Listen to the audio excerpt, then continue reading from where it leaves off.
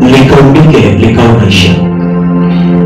Kutokea katika neno kulipatia wanafunzi ambao wataishi kwa uaminifu, kwa unyofu wa moyo na katika hali ya kweli, katika jina la Yesu Kristo.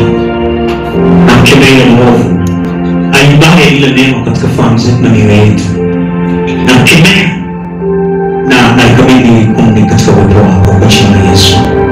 Amen. Mama tuketi kwa ajili ya neno la Kristo. Amen. Bwana Yesu asifiwe. Amen. Nimekuwa na mfululizo wa hili fundisho ambalo liko katika hali ya mfanano, kwa sababu ya kile ambacho Roho Mtakatifu anatamani kiweze kufanyika katika maisha yetu. Na ninatamani uweze si tu kuwa muamini ambaye amehudhuria au anahudhuria ibada na anapata nafasi ya kusikia hili fundisho. Natamani uweze kuwa mwanafunzi ambaye anakulia hili fundisho kwa msaada wa Roho Mtakatifu. Amen. Kama utachagua katika Roho Mtakatifu kile ambalo unalisikia na kuliendea kama neno la Bwana aliye hai, nataka nikwambie kwamba utakiendea kipindi ambacho hujaikuwa nacho katika maisha yako. Utafanyika vile ambaye hajawahi kufanyika.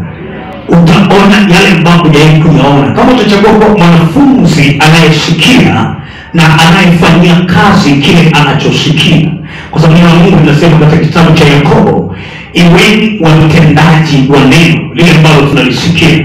Isiwe tu unaweza kulishangilia kwa uzuri na kulipigia kelele unapolisikia, lakini pia uweze kwa namna moja au nyingine kuchukua changamoto zake na kwenda kuchagua kuliishi na kwenda kuchagua kulifanyia kazi, nalo litakuwa matunda katika jina la Yesu aliye hai.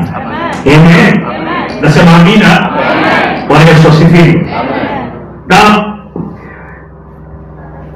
asikia leo nataka niseme na wewe kutoka katika makosa yaliyopita. Tumetoka katika mfululizo wa mafundisho ya kutoka. Kila mara unaposikia ujumbe wa kutoka, maana Mungu ana hamu ya kipindi kipya katika maisha yako. Katika aina fulani ya mazingira, manake ana mazingira mengine, sema amina.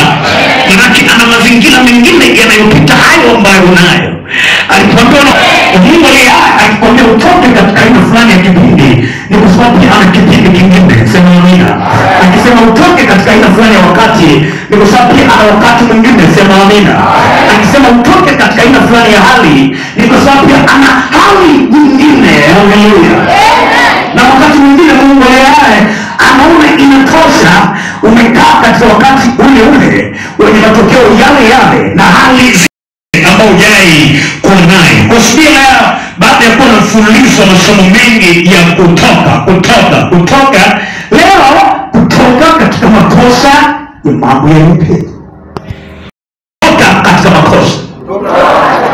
Ukichagua kuwa muungana na wewe mwenyewe, ukichagua kuwa kweli na wewe mwenyewe, utagundua kwamba sehemu ya mambo yaliyochangia uwe vile ulivyo katika hali yoyote ambayo ni teso au majuto au ama umehusika kuumba hiyo hali. Umehusika kwa namna moja au nyingine, umeshiriki kwa jinsi moja au nyingine, na moja ya namna ambazo umeshiriki kwa namna moja au nyingine, inawezekana ni kwa kuchagua kuamua kimakosa. Inawezekana uko katika hali ambayo ni sitomfahamu kiafya, na mkini ugonjwa hakuvuka tu from nowhere, kwamba ikutokea tu asubuhi moja labda uliamka alafu kajikuta ni mgonjwa. Na mkini uko unakotoka ulikuwa mlevi, na athari ya kile kilevi haikukutoke ikaanza kuharibu mapafu au ikaribu ini au ikaribu utu wako wa ndani katika viungo vyake vya ndani, na mwisho siku ukajikuta mkini unateswa na aina fulani na ugonjwa au udhaifu, na mpaka wakati mwingine unaweza usijue kama umetokana pia na makosa yako. Unaweza ukawa katika kipindi kibovu cha uchumi, kipindi ambacho uelewi hata kama una uchumi wa jinsi gani, lakini ukichagua kwa kweli na wewe mwenyewe na ukakaa katika utulivu,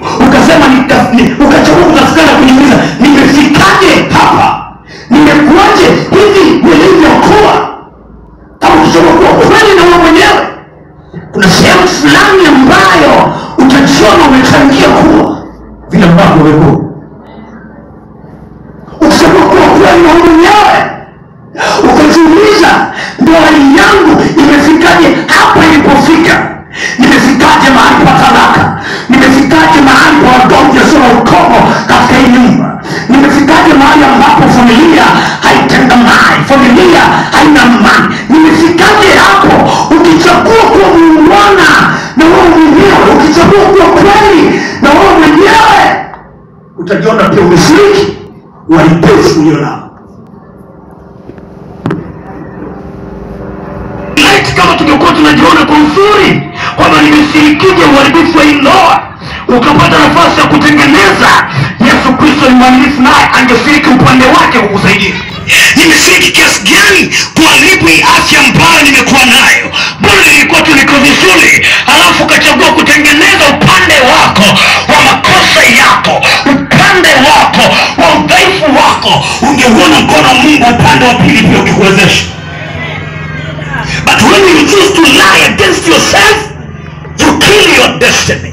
Unapochagua kujitanganya mwenyewe, unaharibu hatima yako. Muungwana ni mtu ambaye anaweza kukubali, anaweza kukubali katika makosa ambayo nimeshiriki, katika dhambi ambazo nimezifanya, kusema nimefanya.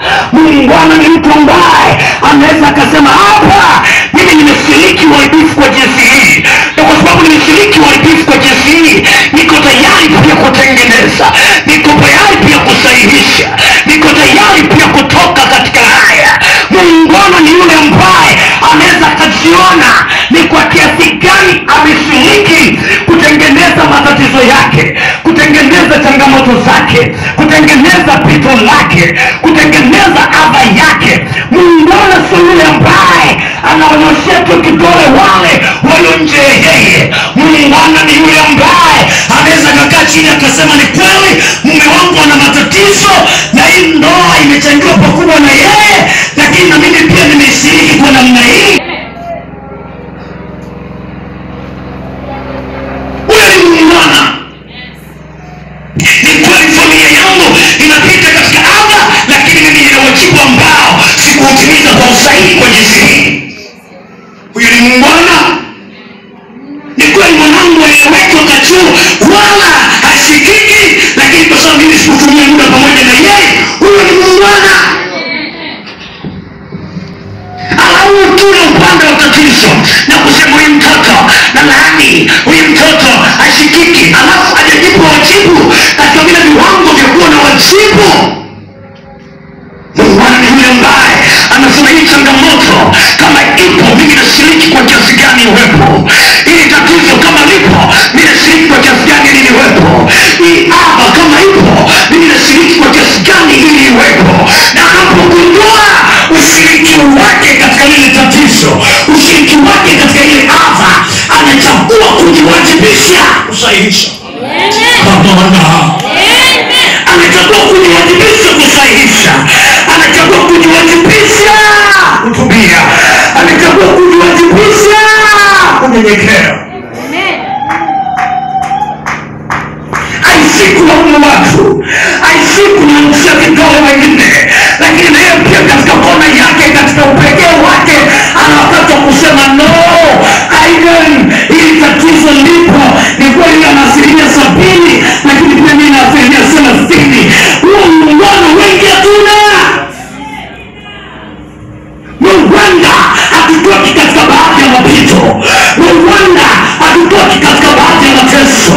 Muungwana hatutoki katika baadhi ya adha, kwa sababu hatujiangalii tunashiriki kiasi gani baadhi ya hizo adha, tunashiriki kiasi gani baadhi ya hayo tunayopetea. Tunaweza kulaumu watu wanaoshiriki uhalifu wetu, lakini hatuwezi kujiwajilisha wenyewe na kusema you are wrong. Huwezi ukajiita jina lako ukasema tegemea you are wrong, tegemea you are wrong, tegemea you are wrong. Lakini unaweza ukasema mbele wewe ni mbovu, mbele wewe ni mbovu, hali ndio hicho ni cha kwako pia. Unachomnyoshea huyo unamnyoshea.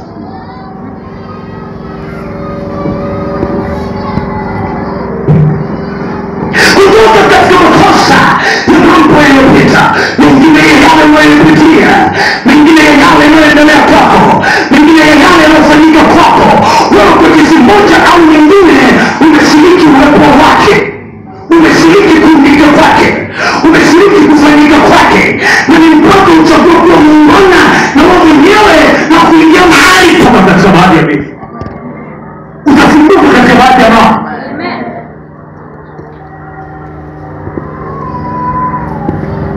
Na Suleiman ni mwalimu mzuri sana wa Yesu. Katika moja ya hekima ambazo Mungu alimpatia, anashirikisha katika kitabu cha Mithali 28 ule mstari wa 13. Proverbs Mithali 28:13. Suleiman anashirikisha hekima hii, anasema hivi: afichaye dhambi zake hatafanikiwa. Bishwa uwe na hakika hakuna anayesitiri udhaifu wake, hakuna anayesitiri makosa yake, hakuna anayeficha dhambi zake, ambaye ana garantii, ambaye ana hakika ya kuwa chochote, ambaye ana hakika kufika popote, ambaye ana hakika kufanya chochote. Anasema Suleiman katika Roho Mtakatifu, anasema afichaye dhambi zake tayari amechagua kushindwa, hatafanikiwa. Sina wote afichaye dhambi zake, tena kwa sauti, afichaye dhambi zake hatafanikiwa, bali yeye azungamaye na kuziacha atapata rehema.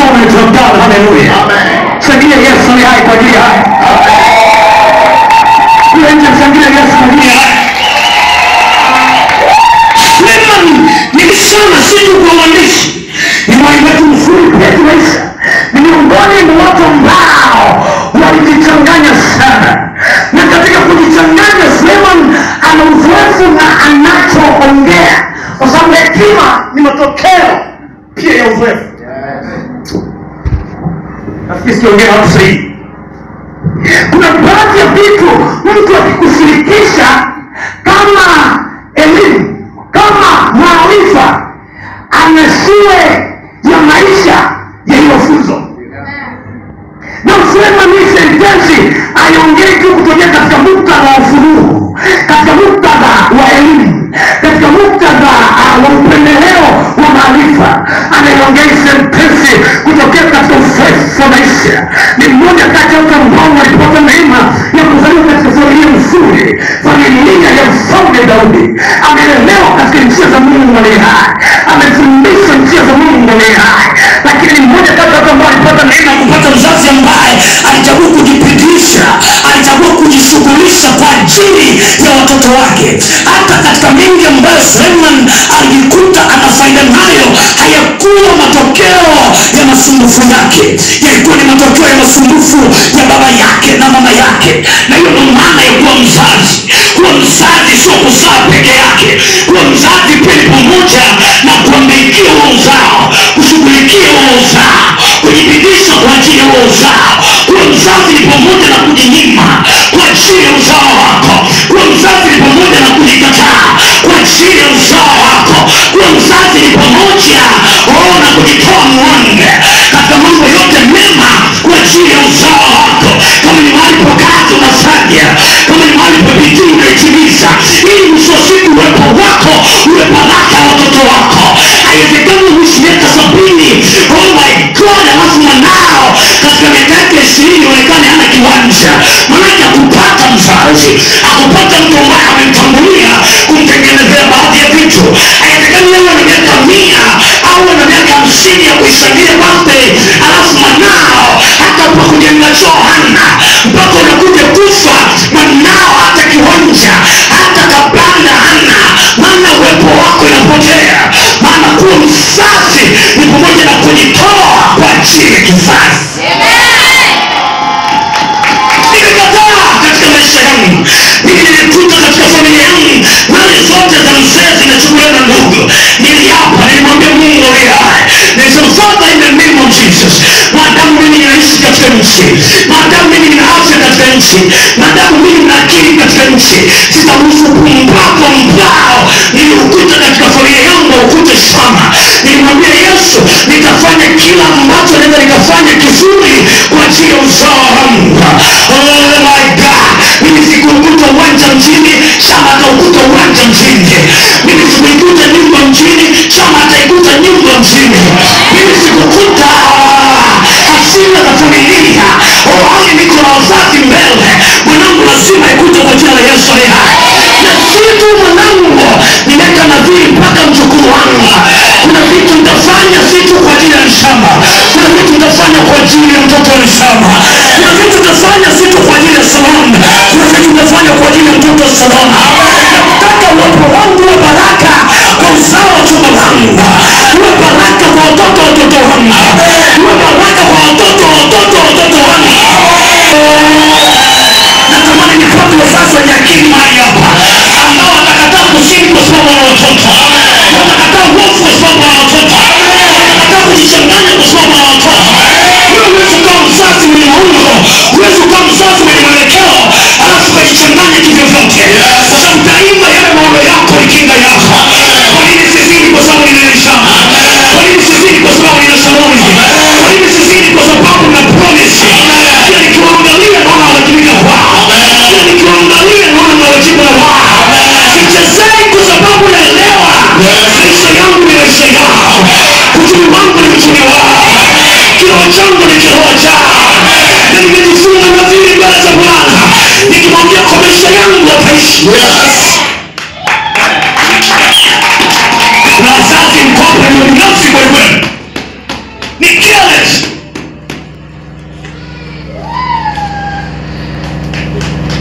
Uko tayari kutelekeza watoto wako ili uzini?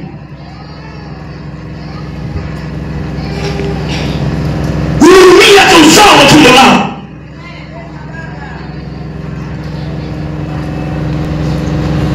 Unaenda gesti bila aibu, na una mtoto mbaye ana akili timamu, ni binti. Hivyo kirudi jisikie. Unaingiaje nyumbani ambapo pana mtoto binti ambaye anakuangalia wewe kama kielelezo chake, alafu unatoka gesti kusini? Utaweza kumwambia mtoto asili kweli? Utaweza kumwambia mtoto ajitunze kweli? Utaweza kumwambia mtoto atunze Biblia yake? Kwa hiyo wazazi wengi hatuna ujasiri na watoto wetu kuwaonyesha katika maadili, ni kwa sababu wenyewe tumepotea kwenye mstari. Wenyewe sio kielelezo cha yale tunayotaka watoto wetu. Na maandiko yanasema vile alivyo mama ndivyo atakavyokuwa binti, vile alivyo baba ndivyo atakavyokuwa mwana. Usiatake mema kwa mwanao ambaye hujayapanda ndani yake. Jisaishe wala kwanza. Jiadabisha wala kwanza. Siwezi kulewa kwa sababu na mwogopa Elishamu, na mwogopa Salomu. Anionaje? Zaidi ya kuwa ni dhambi. Kuzini zaidi ya kuwa ni dhambi, zaidi ya kuwa ni kuharibu ushirikiano na Mungu. Lakini narudije? Na mwangaliaje Elishamu aliyetoka gesti? Na mwangaliaje Salomu ananiamini? Nimeenda tu kwenye huduma nimezini. Zakatana na mke wangu, na mwangaliaje? Alafu kesho kama nataka kumfundisha uadilifu, nikamwambiaje asizini? Hali kielelezo chake nimesema.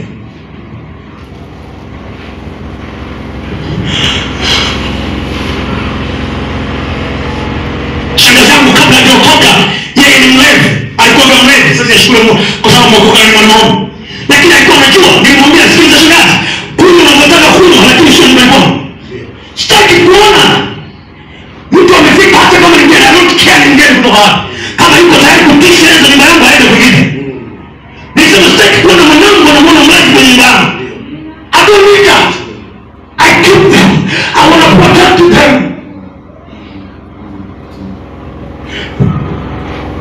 Yes! We're going to keep them. Nashangaza kama mchini, wakati wote ambaye anaokoka alikuwa kufika nyumbani halewi, kwa sababu anajua nilimwambia. Ndio sitaki hao watoto na hawajui kuona mtu mlevi. Ndio. Anafananaje? Nilimwambia usilewe kwa sababu ukilewa unachanganyikiwa. Utaanza kusumbua hapa, utaanza kutukana hapa. Mimi sitaki hao watoto wajifunze kusoma. Wajifunze kutukana. Bwana. Wanifunza kushambulia. Kwa nini? Kwa sababu ninaelewa kwa maana ya mimi kuwepo. Natumika kuwalinda pia. Sema amen.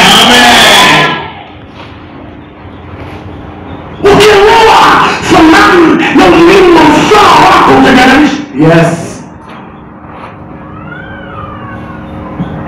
Lakini kuna vitu siwezi kuongea na mama Shama kwa sababu ya Shama iko pembeni. I can't. Kwa sababu kuna siku na vizi na namwomba Mungu.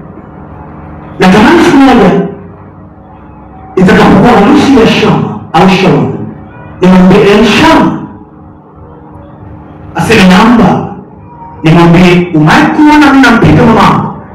Aseme hapana baba. Umaikuwa na nashoza mama. Aseme hapana baba. Umaikuwa na mimi nafanyia jeuri mama. Aseme hapana baba. Umaikuwa na mimi mama yako anakulalamikia kwamba ni mwanamke nje. Aseme hapana baba. Alafu mwisho wote nimwambie ukawa hivyo kwa mke wako. Ukayafanya uwe wako. Yachukua maisha yangu ya maisha yangu. Unaishi kienyeji kama ambavyo unafanya wewe. Mtu wako atabeza watoto wanashambulia kwa maneno makali, hata mbele za watu, mbele za watoto wanampiga loba. Alafu nataka kesho na mtoto asimpige loba mke wake au asimpige loba mumewe. Kama unaweza kumfunza, kama unaweza kumshambulia, na huyu mama anaweza kalalamika. Na kuna kina mama wengine ambao wameenda mbali zaidi, unachagua hata kuwashirikisha watoto wao matatizo yao na baba zao. Huyu mtoto tumeshika wapi? Sijui nimefikaje hapo, lakini ngoja kwanza bwana kitu.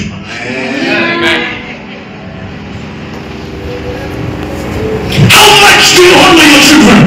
Ni kiasi gani unawaheshimu watoto wako? Ni kiasi gani kuna mambo unayotaka unatamani kuyafanya lakini unafanyi kwa sababu unauzaa na unahofia uwepo wao?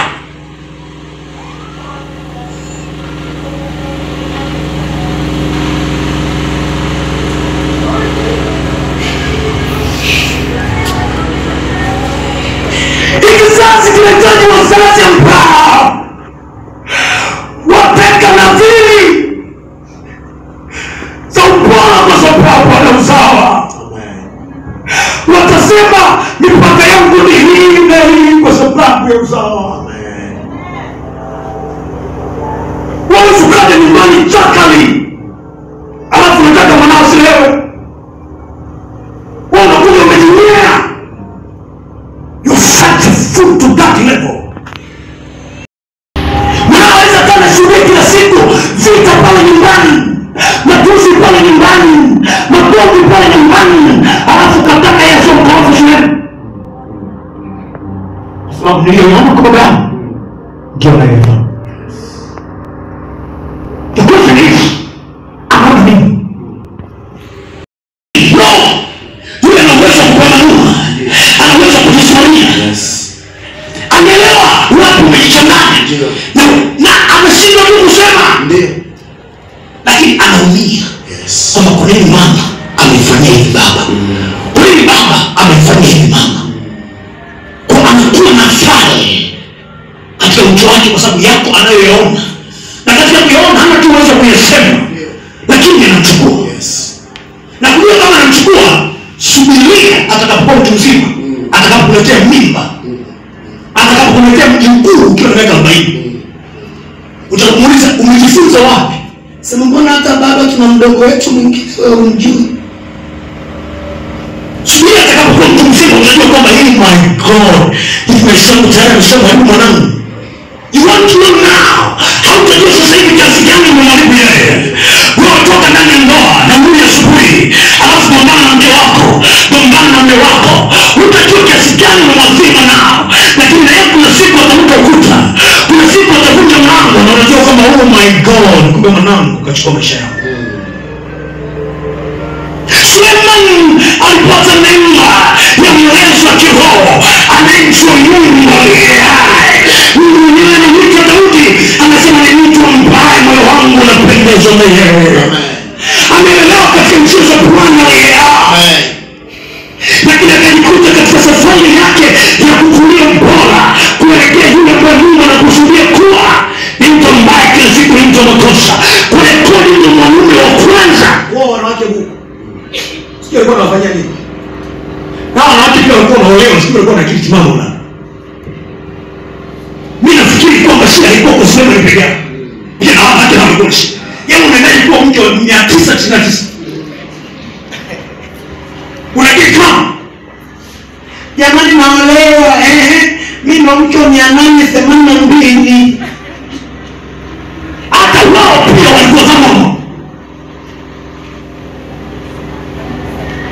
yaani mtukoa mia wa kwanza, mia wa pili, mia wa tatu, mia wa nne mpaka 110. Bado akajaza tena 300 nje. Suleiman hakufanya vizuri sana katika ujana wake. Ni mmoja kati ya watu ambao walitumia vibaya sana ujana wao. Ni mmoja kati ya watu ambao walifanya anasa sana katika ujana wao. Ni mmoja watu ambao walifanya makosa sana katika ujana wao.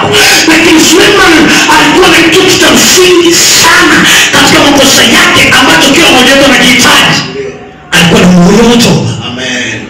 Moja sana moyo wa toba. Moyo wa toba. Tena moyo wa toba. Moyo wa toba. Pamoja na magambi yake yote, pamoja na uovu wake wote, lakini alifika mahali akajifunza maisha yake. Akaona, oh my God, makosa yangu yananigharimu, makosa yangu yananiua, makosa yangu yanaharibu mwelekeo wangu. Akakaa chini katika kujifunza, akaandika kitabu cha Mhubiri. Kile kitabu cha Mhubiri ni mjumuisho maisha ya Suleiman. Suleiman anashuhudia jinsi ambavyo starehe hazina maana, jinsi ambavyo zinaa hazina maana, jinsi ambavyo hela hazina maana, jinsi ambavyo anasa iwayo yoyote kwenye wake haina maana. Na si kama anashuhudia tu kama hekima, anashuhudia pia kama maisha. Ni uzoefu ambao amepita kwao. Kwa habari ya wanawake amemaliza wote, kwa rangi zote, umbile zote, vimo vyote. Anaelewa ya kwamba chemistry ya mwanamke ni moja, awe mrefu awe mfupi, awe mweusi au mweupe, awe mnene au mwembamba. Suleiman anafika mahali anasema haina faida yoyote umwache mke wako utafuta yapo nje, kwa sababu sio siku unachokipata nje ndicho ambacho unakipata pia ndani. Amejifunza toka katika makosa yake, anasaisha toka katika makosa yake, anasaisha toka katika uovu wake, anaanza kutumia makosa yake kwa juu ya kizazi chake, anaanza kutumia makosa yake, oh my God, kwa mwalimu hata wa Adam. Na anapokuja kuiandika Mithali anasema, wapendwa, akichaye dhambi zake hatafanikiwa. Yeye akiwa shahidi alificha dhambi mwaka wa kwanza, zikaendelea kumharibu, mwaka wa pili zikaendelea kumharibu, mwaka wa tatu zikaendelea kumharibu, na akajikuta kwa marudio ya makosa ndipo anavyozidi kuharibika. Akajikuta kwa marudio ya makosa ndipo anavyozidi kuwa mbovu. Kila siku ya Suleiman ilikuwa ni siku ya kuelekea Jehanamu, na kwa sababu alikuwa hajachagua kukaa mahali kukubali makosa yake, kukubali udhaifu wake, kusahihisha njia zake, na akajikuta kila siku yake anaishi kwa mfano wa jana. Ndicho kinachotokea unapochagua kurudia makosa, unachagua kurudia maisha. Mwambie mtu, Unapochagua kurudia makosa, unachagua kurudia maisha. utakuwa yule yule, Utakuwa yule yule kama unafanya yale yale. kama unafanya yale. Ongea kwa sauti, mwambie mtu yote. Utakuwa yule yule kama unafanya yale. Utakuwa yule yule kama unafanya yale yale. Mwambie mwingine tena. Utakuwa yule yule kama unafanya yale yale. Utakuwa yule yule Kama unafanya yale yale, kama unafanya yale yale. ni kutoka katika yale unakuwa mwingine. Oh my God, Suleiman toka katika makosa yake anakuja kutufunza kitu kingine. Anasema bali yeye aziungamaye na kuziacha atapata neema, Hajalishi atakuwa amekosa kiasi gani, hajalishi alichokifanya ni cha daraja gani, hajalishi anapotoka ni mbovu kiasi gani, lakini kama na moyo wa matengenezo atatengenezeka. Kama na moyo wa toba, atapata rehema. Kama na moyo wa kujikubali na kusema ni kweli nimekosea, ni kweli nimefanya vibaya, ni kweli sijalinda kwa usahihi. Neno la Mungu linasema rehema za Mungu aliyehai ziko kwa aina ya mtu wa jinsi hiyo. Rehema za Mungu ziko kwa ajili ya kila ambaye yuko tayari kukubali udhaifu wake, yuko tayari kuyakubali makosa yake, yuko tayari kukubali dhambi zake. Na maandiko yanasema bali yeye aziungamaye na kuziacha atapata rehema. Kuna rehema kwa anayeungama na kuziacha dhambi. Kuna rehema, kuna rehema, kuna rehema.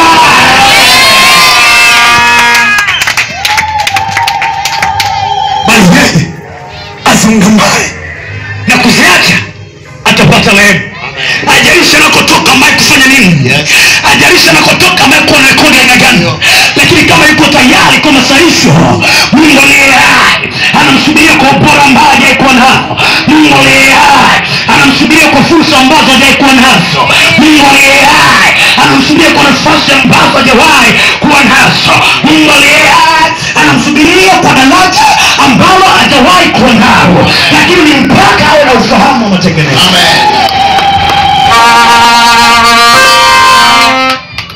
Fahamu matengenezo kutoka katika makosa, mambo yote.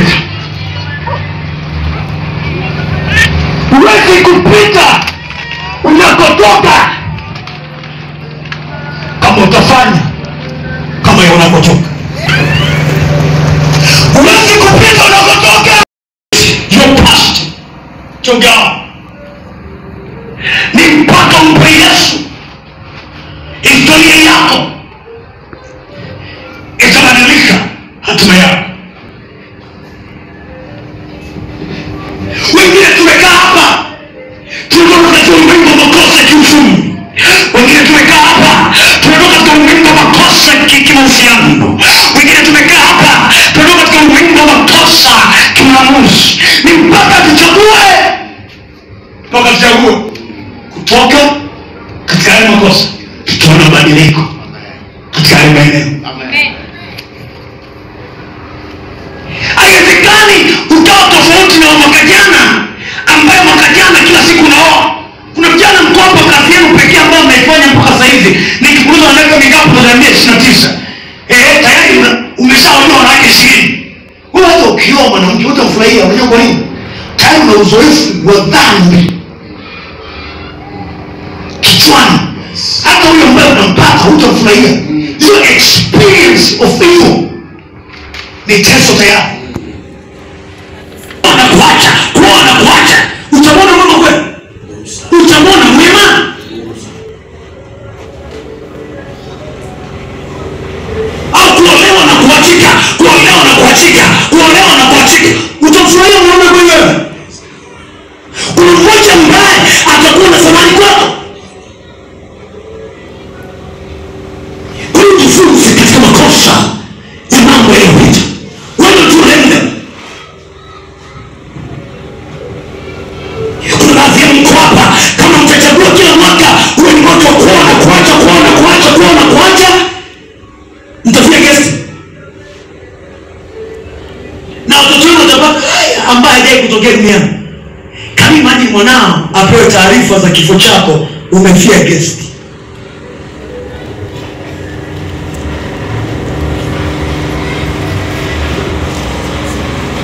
Anapewa taarifa za kifo chako, umefia msituni.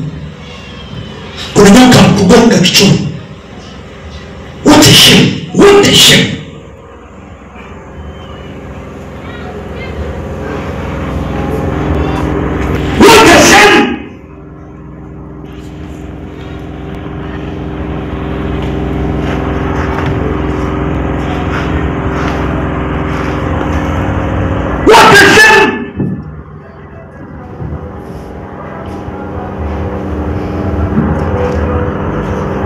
Kutoka katika makosa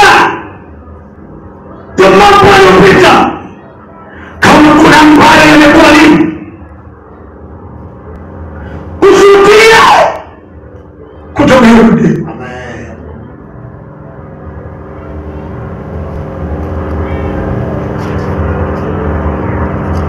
Ya leo na wanyosho tunakuachia